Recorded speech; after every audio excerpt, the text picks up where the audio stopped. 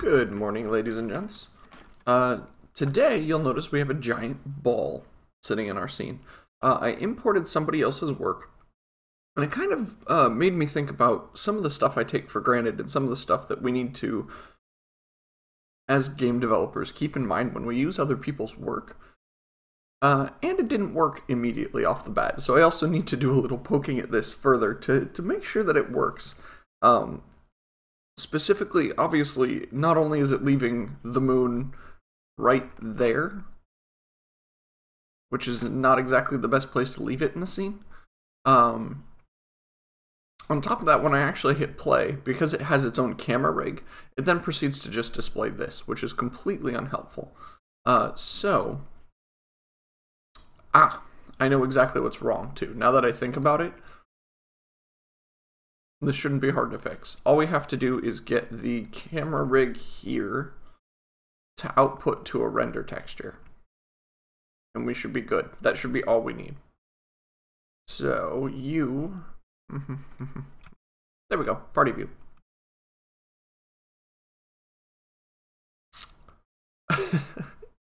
Okay. Close.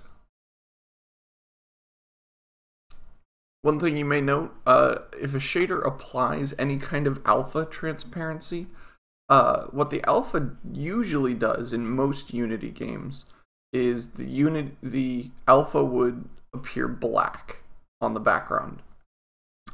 Because I'm using a render texture, any alpha actually seeps straight through into the image itself, and what you end up with is the background sitting here in plain view. And suddenly, everywhere I look, it's not actually clearing correctly. What was the other one? Let's double check what I had this one. Okay, this one was rendering to skybox. Let's do that. There we go. That's much better looking. Okay, let's fix that. This is what you get when you use somebody's work. You always have to be careful. Holy crud, this thing moves fast, too. Like, it's great that it moves so quickly so I can see what it's attempting to do, but, oh man. Can we slow down the time of day slightly, please? Also, can we get the moon out of here? Seriously. It's gonna look a little funny with the shadow there, but yeah, okay. I wanted it out of the way. The moon does not need blend probes. Nothing in the scene needs blend probes because we just don't care about that. So yeah, when using someone's work, you have to be very careful about a couple things. One, that their code and art style matches yours. So the code style is not quite so bad if it doesn't match. In fact, I've seen a lot of cases where it's not all that bad if a code style doesn't match. As long as you can jump in, understand their code, and get away with it, you tend to be in pretty good shape. The thing that is difficult is when you hop in and the art style is slightly different.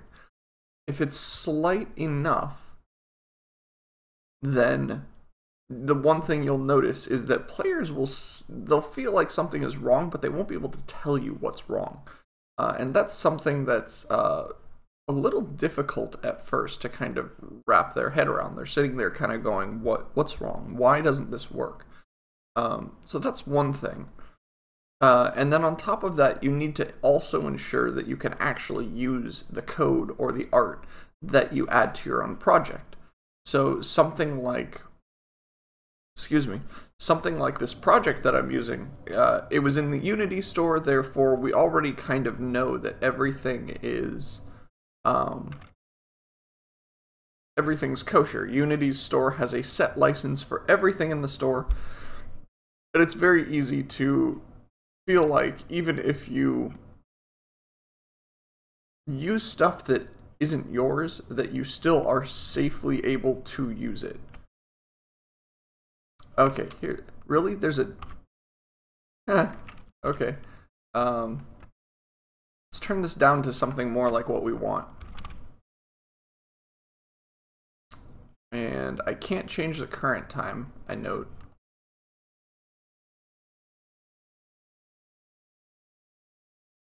Also, having code access is something that, as a game developer, I can't stress enough.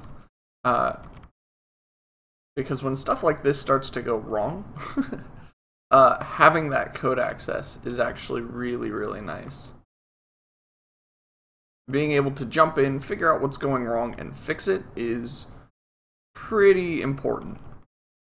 Let's remove that, like, camera flare that's attached to this light. I don't like it.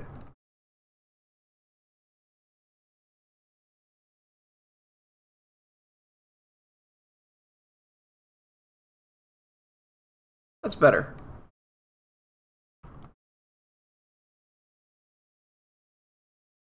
Cool. So yeah, some things to keep in mind, especially when you use something like someone else's 2D art that isn't from a Unity site, or when you use somebody else's textures or models. Check that it has a Creative Commons license. That's kind of the biggest tip I can give. Creative Commons is a great open source license. Lets a lot of people use art without any damaging side effects to your own code. And a lot of them, if you want to sell your game, will actually have a specific edition, because the Creative Commons license is a great open source license, and then it's got a bunch of additions that you can essentially snap onto it that add or change the license slightly. So one of them might be that you have to give attribution to the author. Another one might be that you can or can't use the game in a commercial product. Another one is let's see, attribution. Oh, that any changes you make, you have to share with the open source community. So there's a bunch of stuff in Creative Commons that's great. Or obviously the best thing you can do is if you can find a purely open source asset, one that's marked as CC0. That is a purely public license. That is literally a do whatever the hell you want with it kind of license. Alright, so I had some content stuff I wanted to get done today, aside from lecturing you guys on making sure that we all played nice with Creative Commons rules. One thing I can't help but notice is that the terrain is going completely black at night, but these things aren't. Weird. I'm going to go back and work on that later, though. I just wanted to see how well this pack worked with my stuff. It seems to work alright, but I think it could use some updates. So we might dive in and mess with it later. So the first thing, the most obvious thing I wanted to get done, I'm going to save my work in this scene and jump back to my test scene. You'll notice that the starter town is starting to come together. I've got a tree, I've got another house. I did the work so that you could walk into house number 2, which is slightly elevated. I then want to put some flooring and a ceiling in. I feel like a construction worker, but not the end of the world. Construction workers have it good. At least virtual game construction workers tend to have it pretty good. Unless you're in an RTS, in which case you tend to get the short end of the stick pretty much every single time. So here, I want to go back and I want to change one thing that I had before. Previously, in our effects, we had this firebolt effect, which had just a sphere flying around. I want to see what it looks like with an actual effect attached to it. So what we're going to do here, straight up, do I delete this? Maybe we'll just update it. We're going to take the sphere and just rip the darn thing out. And at this point, you may notice this cartoon effects folder.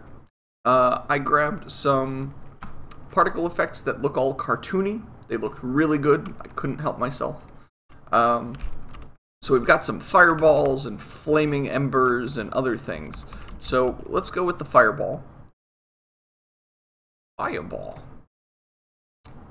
And the only difference here is that this has a projectile effect attached to it.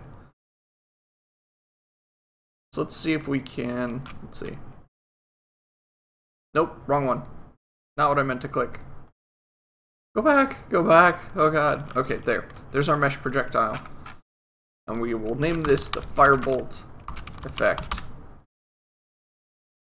Not like a, you know, physicsy effect, it's a fireball effect. And I'm going to delete the old one. I said I wouldn't initially, I did it anyway. Alright, and final step is telling our fairy that this is the effect it should be using.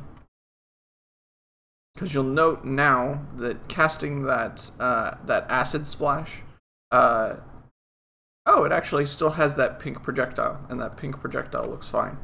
Interesting. Oh, I know. It was an imp, one of the imps, one of the demons. I wanted to have a fireball effect. There we go. My brain is just waking up. I woke up very, very recently. Let's see. Monsters. One of you had a spell you could cast. The question is, which one? I don't see it in here. Ah, imp cast magic. You.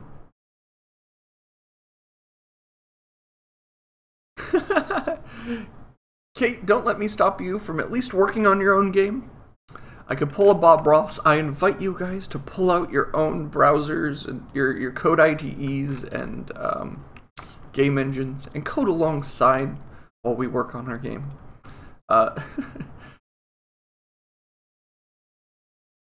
Every morning, 8 a.m. Pacific Standard, I'll be here. Just gotta figure out. Oh, right. I was like, where are all my scripts? Oh, they're here. It just takes a moment because combat action. Let's see. Casts Firebolt at. Actually.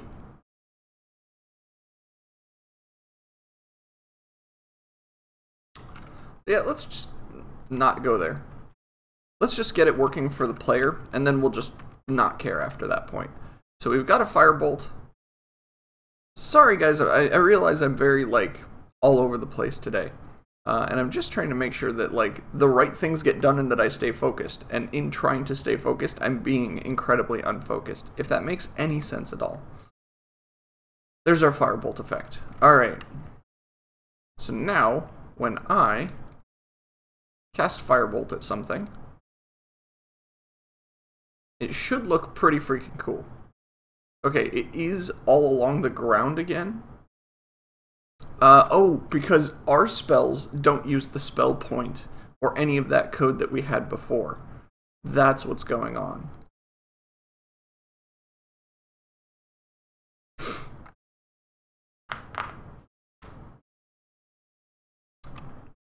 Let's fix it. Since we're digging around in this code anyway, I may as well get this kind of cleared out and removed.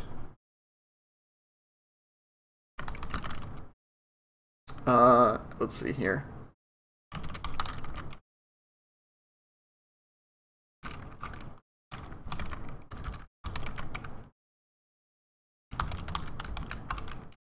So one check I want to do is just to not generate projectiles if the target is another player. So if I'm casting Firebolt from one character to another, I want to make sure that it doesn't generate any attempts at making the character create effects that aren't going to go anywhere. It would just kind of look silly. The other thing here, you'll note that we use the caster's transform position. That's not quite correct. What we're actually going to use is we're going to dive into the party, and we should have in the party instance like a spell point. There we go. And that's where all spells should be getting cast from.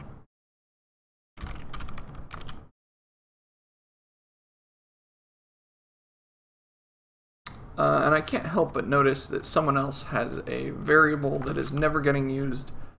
So I'm just going to rip this out. This is why I enjoy having other people's code here. When I import their parts of their projects, I can actually go in and rip all the stuff out that I don't care for or that is just sitting around and it just doesn't really help anything, but I can still get rid of all the errors and warnings in someone else's code. Especially if something doesn't convert across from Unity 4 to Unity 5, it's really nice to be able to hop in, do the little tweaks manually, and get it all working. So that should do the trick. Ooh, random crazy thought. Characters.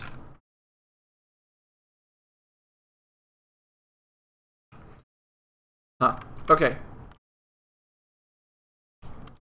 I had an idea. I'm going to think about it for a moment while we test this out. This should at least let the firebolt start at a high position. The problem is I think it's going to head down to a...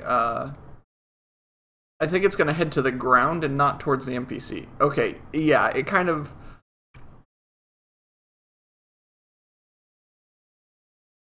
It's nice, but it heads straight to the ground, and that's not something I would terribly like. So we're going to make one other change, and we're going to say that every character is going to have a spell point. Is that too crazy? I don't think that's too crazy.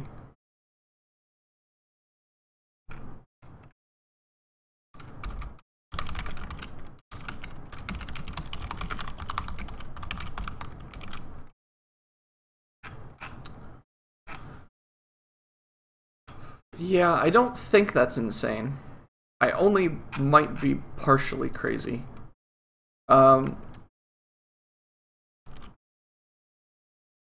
Let's see here.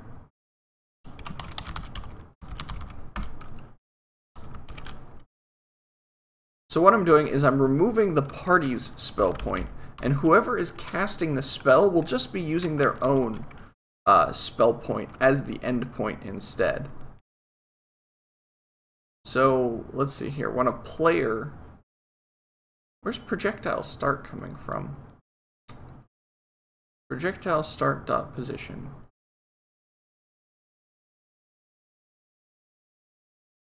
Okay, this is because there's a combat action.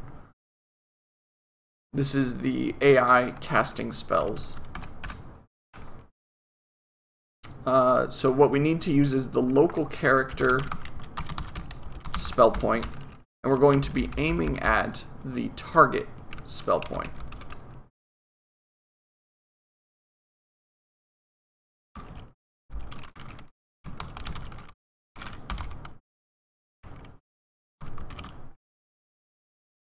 My only worry is at this point now we're going to be firing the projectile always at... Well, the first target is not the worst person to be firing things at. So let's just give this a shot. I have to do the tie-ins in the editor still. Oh gosh, you guys are downloading Fallout? Good friggin' luck.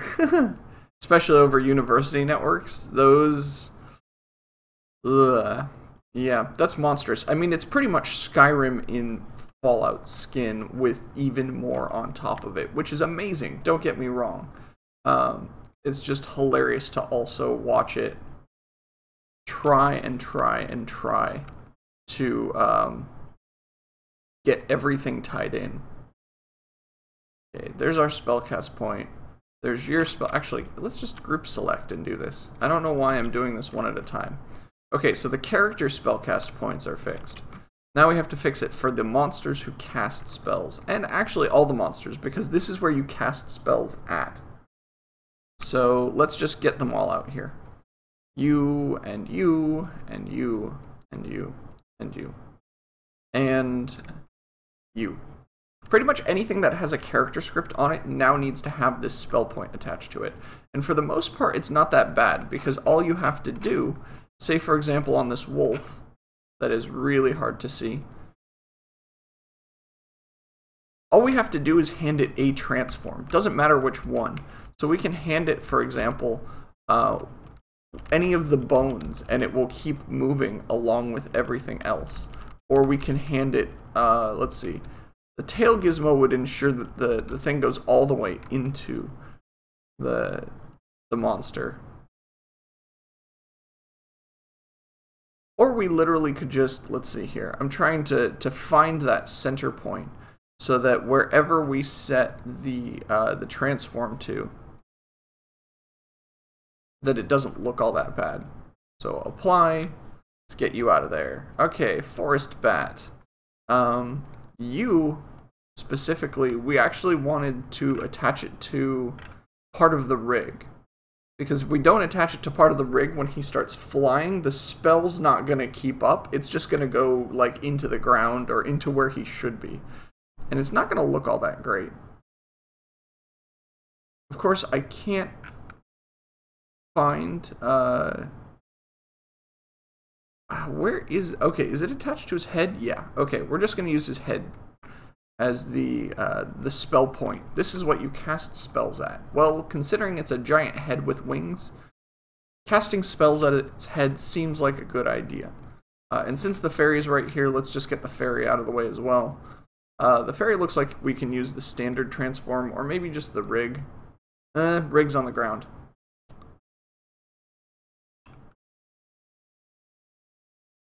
Alright, we're casting spells at the fairy's pelvis.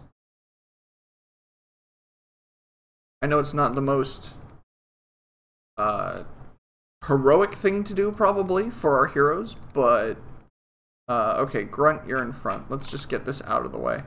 You, I'm pretty sure I know exactly where I want to cast things. I want to cast things at your root node. All this work just to get spells working, but once it does work, the great thing is it's so customizable that it should be easy for us to figure out just how we want this to work. Casting spells at his hips. That's good. Get him out of here. And Demon Boss. You, we are going to be also casting spells at your hips.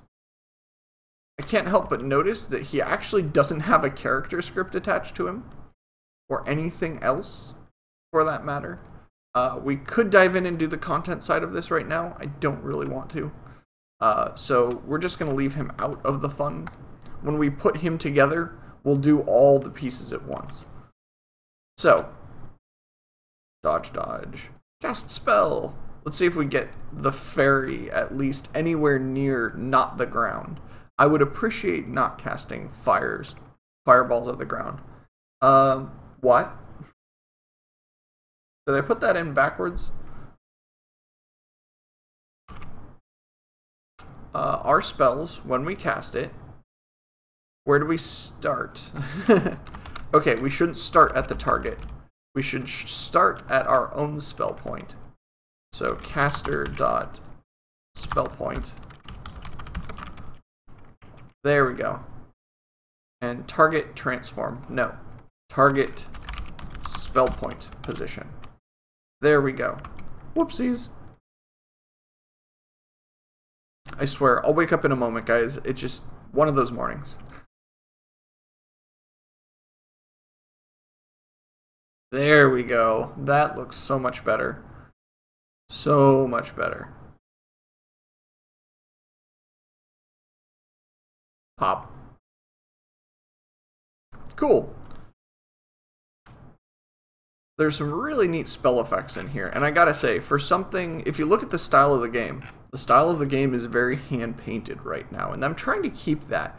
You'll note that everything kind of has a texture attached to it in some way. Even the ground has some very specific artwork on it, and is made to look in such a way like somebody came through and very carefully crafted some of this, which unfortunately is actually the case as well.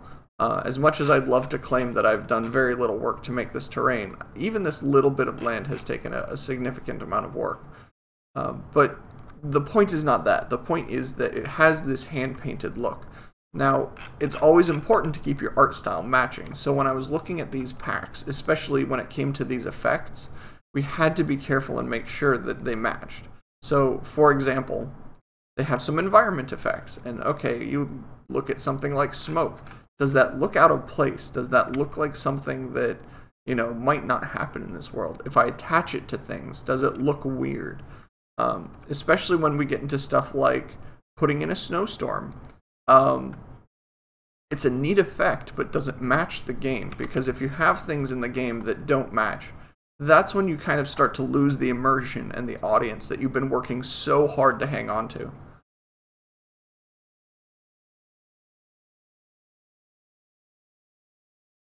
I do like the effect, actually. It is very hard to tell where the particles start and where they end, which is something that a good particle really does its job hiding.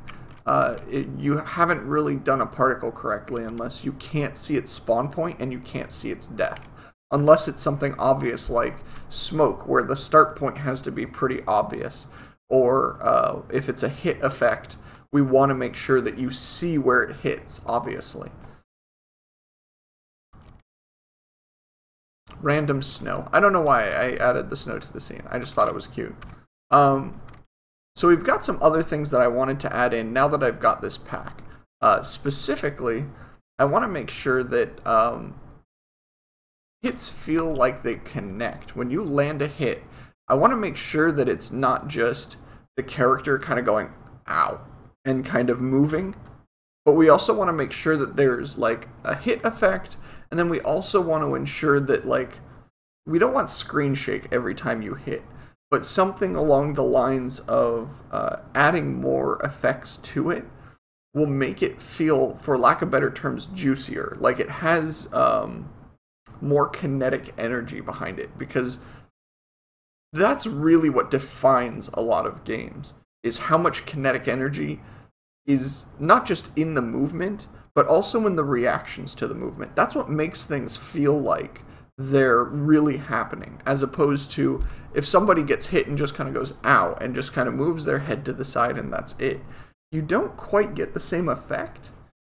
And not only do you not get the effect, it then just kind of looks a little silly when somebody just kind of does that. So we want to make sure that all the feeling that's attached to it is not just entirely in the actors, but we also have props and other things, almost the same way a play or a movie has, in order to ensure that it looks real. It's like if you've ever played a first-person shooter that didn't have the gun in front, each time you click to fire, the little crosshairs is the only thing you have that shows that you're shooting, aside from projectiles maybe. And those games just don't feel good. Not having the gun in the viewport and firing or bouncing around, or even having the camera move slightly when you fire, is something that really robs the game of that kinetic energy. So in terms of looking at combat and combat-related things that we can do to make this game feel better, because the better the game feels, the better players think it is. Even if the game isn't that great, if you can execute on a feeling for the game really well, people will think it's fantastic. It's just kind of how it goes. I also am noticing I've got a little dirt edge, or a little bit of, yeah, a little bit of grass peeking through here. I need to fix that. Well, maybe I do. Okay. So here's this grid node that has the scripted fight attached to it. I'm actually going to swap out the monsters in it with real monsters. Let's see here. Monsters. Let's put in... I'm going to go back to some bats and some wolves.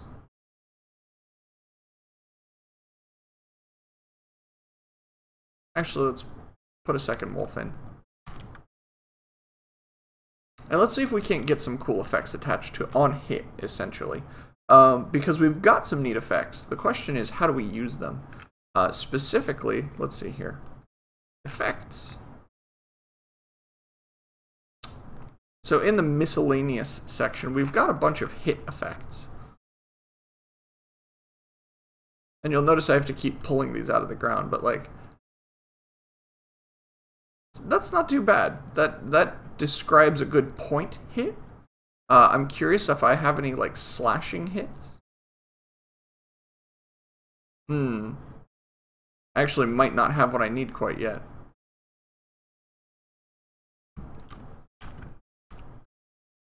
I might have to go through and hunt down a better...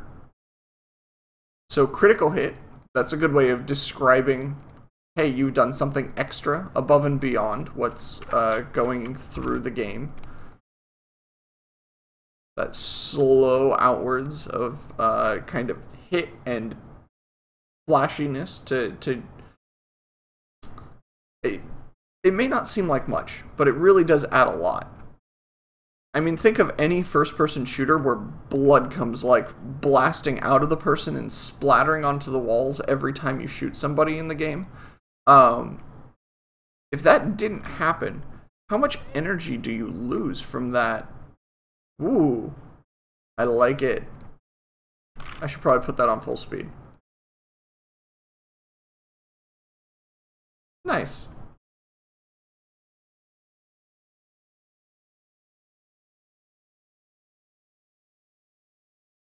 Some good effects in here. Obviously not perfectly what we want, but still pretty good. Specifically, when monsters die, you'll note right now things just kind of disappear, right? Maybe if we don't want stuff to just straight up disappear, but we can do the puff of smoke on death. I'm just trying to think of ways that we can remove popping and other things from our scene, so that the game feels like there's a lot more attached to it. Because right now, note how the enemy, when it dies, it just kind of falls over and then just like blinks out of existence. And that's kind of messy. Not that great looking.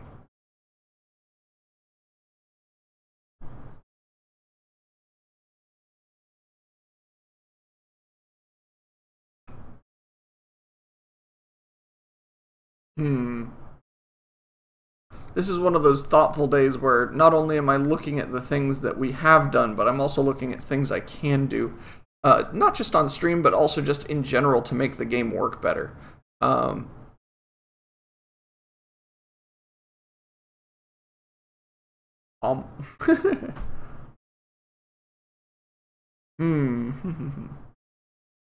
It was the same thing the day I added a bunch of sounds to the game. It's kind of like, how do we make the game start really feeling like there's a lot more to it?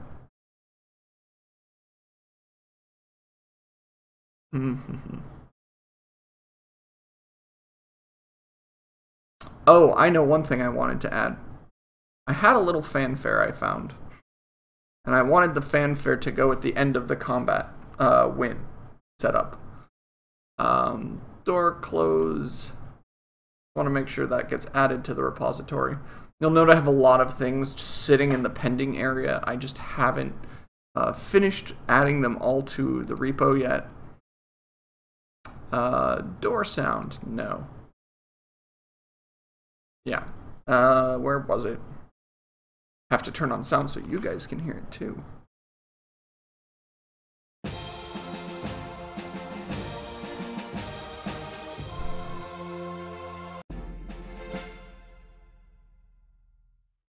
Yeah, okay. It's not much, but it's something. Let's see. So we'll take our jingle for winning. And it does match the game, so I don't feel like it's terribly out of place or anything. And what we're going to do is probably attach that to the party. So when you win, it'll say, hey, great, you won. Let's play you a little music. And now, the sound player doesn't actually want to quit. Oh no.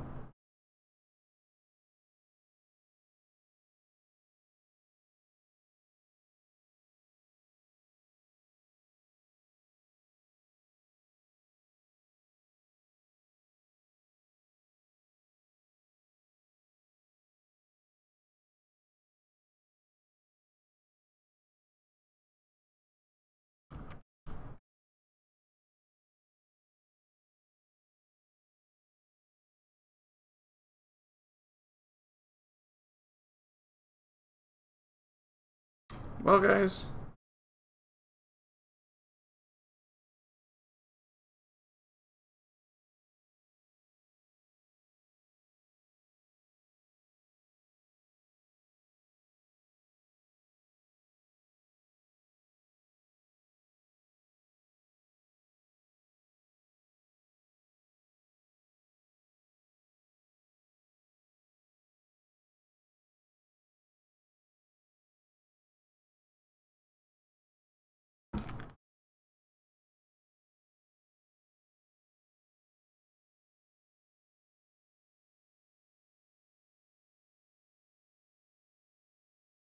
on my computer froze.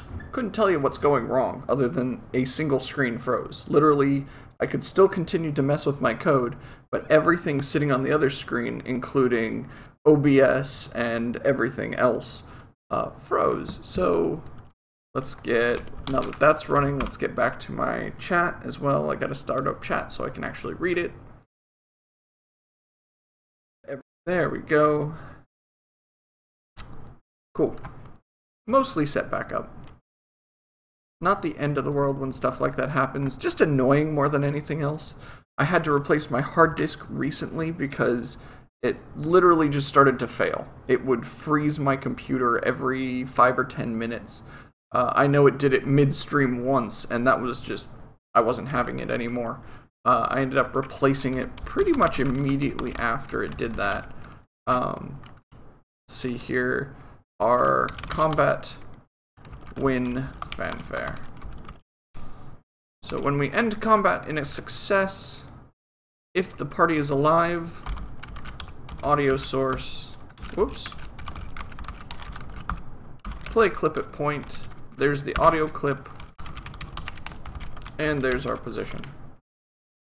The other way to do it would be to start playing it midway through when combat isn't quite over yet, but when it's when the last monster has died, that would be another way to do it. In fact, I'm kind of tempted to just add that as a function and then call it from combat. So we have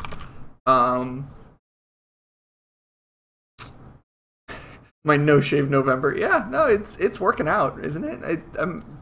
Guys, I can actually have facial hair. It's amazing.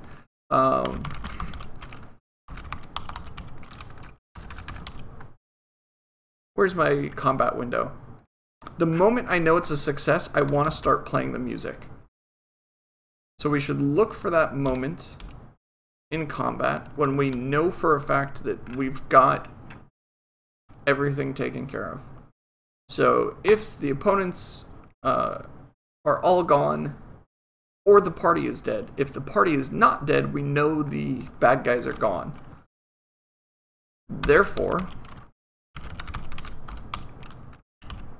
we're going to play a clip at the point. The clip is going to be party dot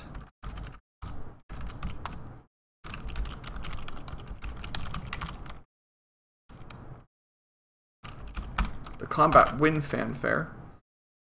And I just kind of realized I'm using this party instance in a lot of places, so let's just remove that from the equation. I don't want to sit here and say party instance is this, party instance not that. We can just remove it and use a single reference that's local to the function, and that's great. Since it's not changing anytime soon,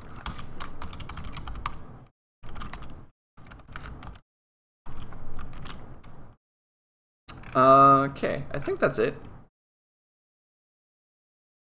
I notice another party.instance. I think that's all of them this time. Oh, nope, not quite. Now that's all of them. Now that I've said that, I'm going to find more.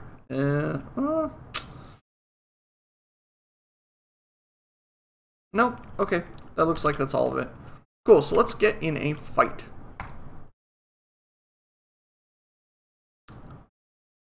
Oh, except that the audio fanfare stuff didn't save correctly when I did that. So here's our jingle for winning. And let's hope this doesn't blow anyone's eardrums out. I don't think it should. It should be at a decent audio volume. At bare minimum, I've got you guys on half audio volume, so should not be all that bad. Oops, I hit the wrong button for the mage. Oh well. We probably should have some way to go back and fix what people do. So if I go through and accidentally click somebody and say, oh, whoops, by the way, you kind of said dodge. I meant for you to cast a spell. Some way to fix that might be nice.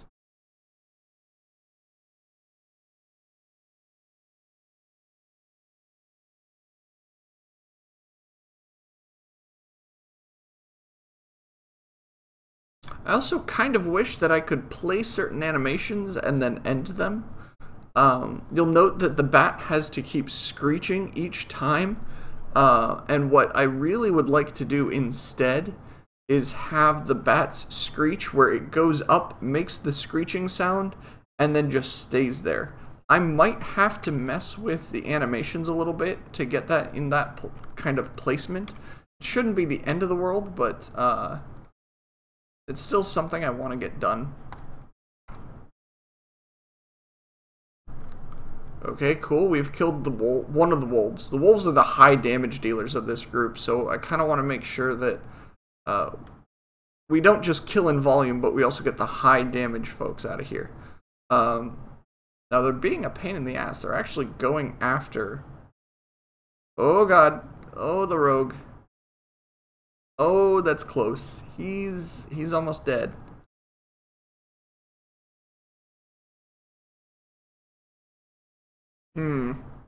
Oh. Ugh. Ah, frightening. Like, I know I'm not playing this game for realsies, but holy heck. I would appreciate being able to not have my characters die whenever I test my own game. Code Matrix asking what happened to my previous game. My previous game was too much for one person to handle in a language that was just a little too dense for game making when you're on your own. If I was working with someone else, I might not have worried so much about it. Oop, we lost someone. Whoopsies.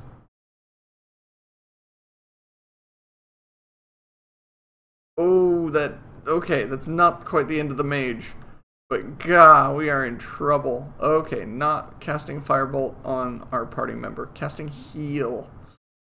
Oh boy. Mage, Firebolt, please don't die.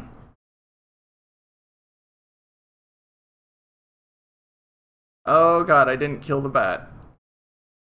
And I didn't kill the wolf.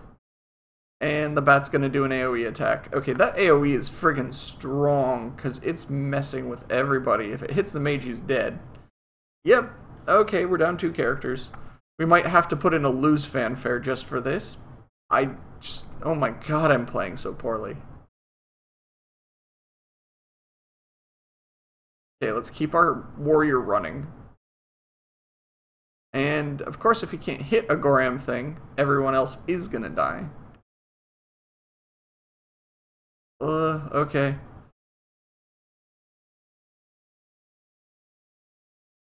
This is getting kind of down to the line, guys. I don't know what's going on here, but they seem completely... There we go. Okay, we've killed one.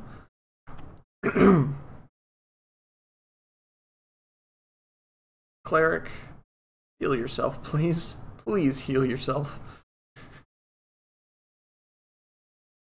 There we go. And now...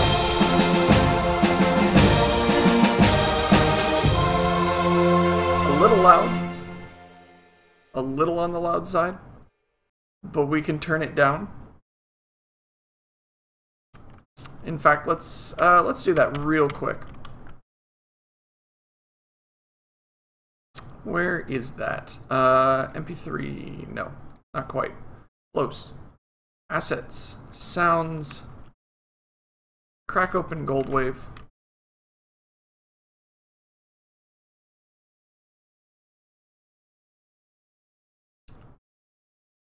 It's good to clean up our assets just so we don't have crazy differences in volume between our effects.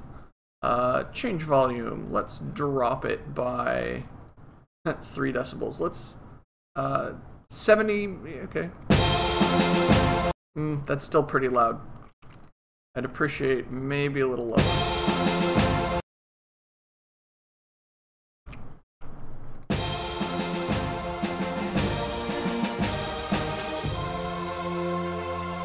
That I can do. Maybe a little more just so it's not startling.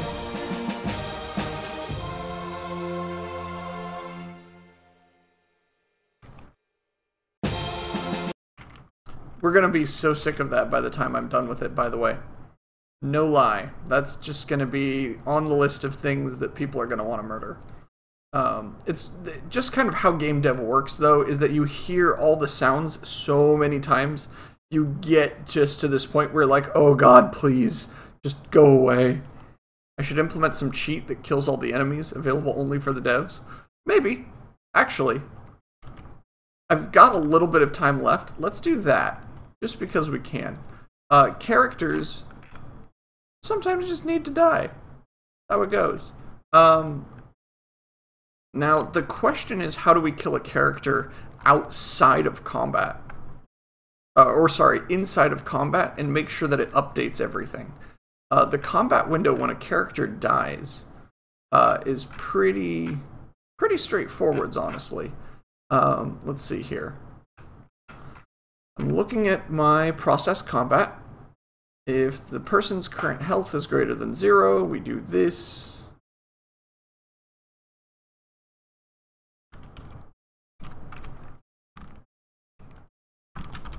Okay, the process action is where the magic happens. It'd be hilarious if every character just had like a kill something. Hi, Voignarks, what's up? Huh? Okay. People are being weird. Got it. If the target...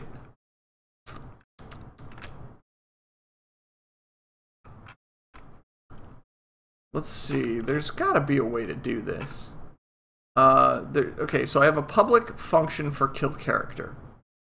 Target.killCharacter.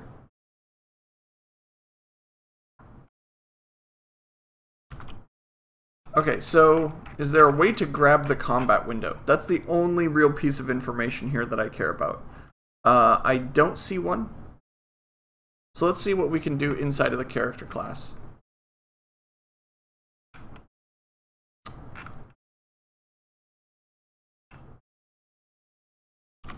We are going to add a new function that is going to be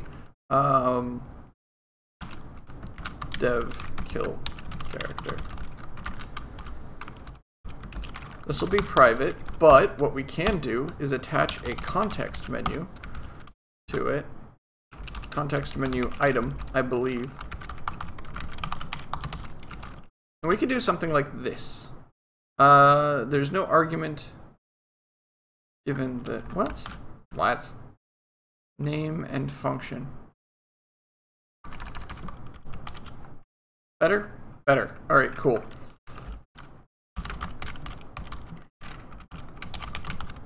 Okay, first off, we're going to test for the combat window.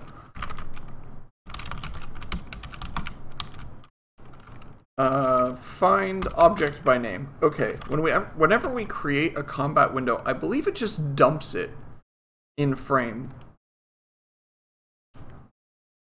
It's just called combat window, and I'm pretty sure... Yeah.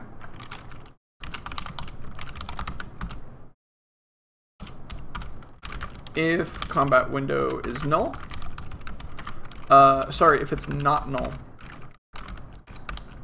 we should do the following: combat window dot get components, combat window dot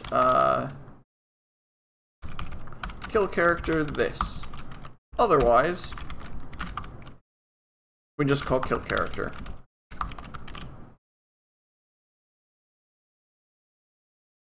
And maybe try updating the party UI as well.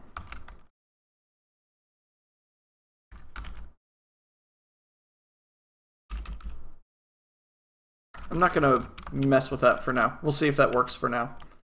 One thing at a time. Okay, so that should allow me to go into my party, click on a character, right click. I'm not seeing the kill pop up. Maybe this has to be public in order for this to work? Maybe. Right click. There's kill character. Hey, look at that. He dead. And if I walk into combat now... okay, first off, it has clone. That's no good. Combat. Let's see, the party is the one who starts combat. Begin combat. Yeah. I see you there. Combat UI.name equals combat UI template.name. Nice try though.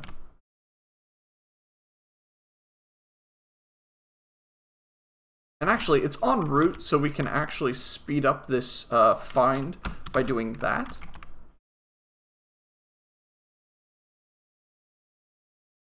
So not only can we now kill people in the party, we should be able to just... Action background, no. Where's all the monsters? Monsters! There you are. Kill character.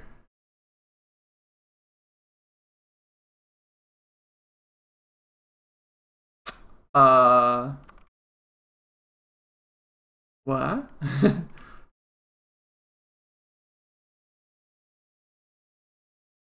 And when I call kill character, what does it do? I'm curious. It just sets their current energy to 0.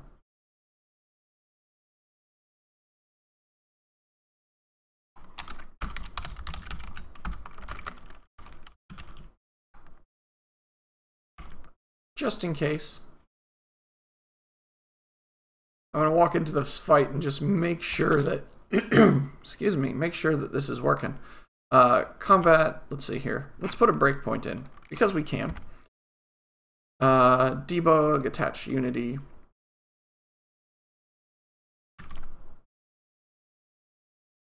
And now, sorry Wolf, but it's time for you to die. Okay, so we grab the combat window, which is not null. Therefore, we call kill character on it, which calls kill character on the character. Let's see. If targets player character, no. Otherwise, we remove it from that list and from that list. So the target's now dead. It's just not showing anything. What happens if everybody just does nothing?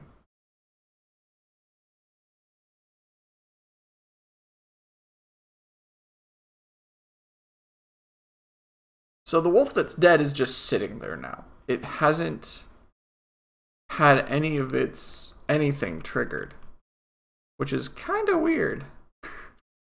Not gonna lie, kind of weird. Okay, what tends to cause the combat animation to go off? It's been a while since we poked at this, and I do have to run off in a moment. So I'm not... Oh my gosh, so many people. Guys, thank you all for joining me today. I'm so glad so many people are sitting in the channel, enjoying what we're doing. Let's see here. Here's the combat animation controller.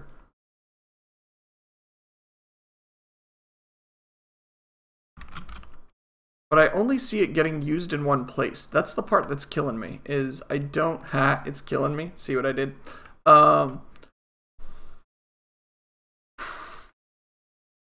What is going on here? I cannot figure out why some of these, which should be working, aren't.